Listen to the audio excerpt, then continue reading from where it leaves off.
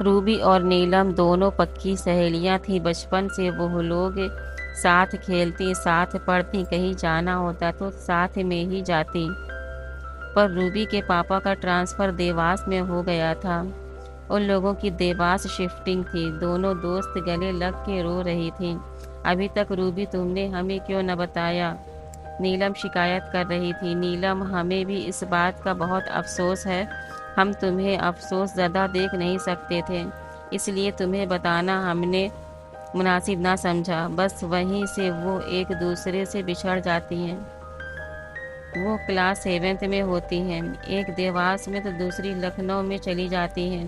وہاں سے وہ لوگ ایک دوسرے سے موبائل سے بات کرتی ہیں، اپنی چیزیں ایک دوسرے سے شیئر کرتی ہیں۔ ان لوگوں کی محبت میں کمی نہیں آئی۔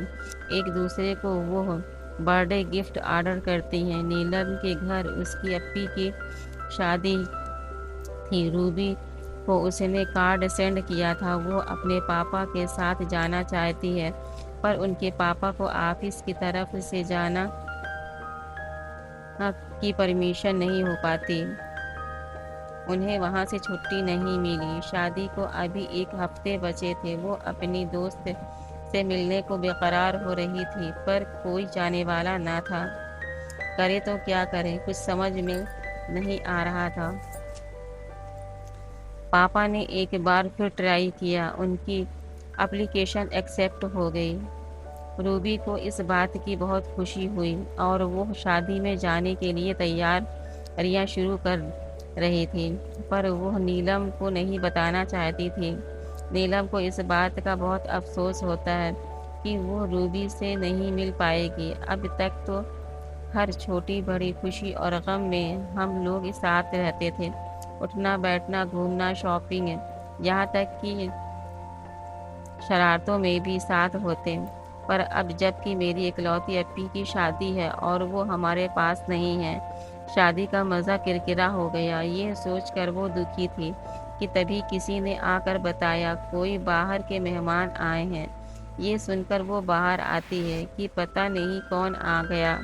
دیکھا تو اس کی خوشی کی انتہا نہیں رہی۔ نیلم اس کے سامنے کھڑی ہوتی ہے۔ وہ خوشی خوشی اسے گلے لگا لیتی ہے اور اس کی آنکھوں سے آنسو آ جاتے ہیں۔ ان کے گھر والے اکٹھا ہو جاتے ہیں۔ دونوں کو دیکھ سبھی بہت خوش ہوتے ہیں۔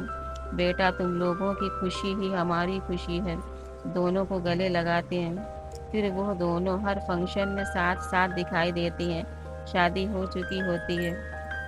تبھی پاپا نے نیلم سے چلنے کو کہا۔ انکل ایک دن اور رک جائیے۔ اچھا بابا،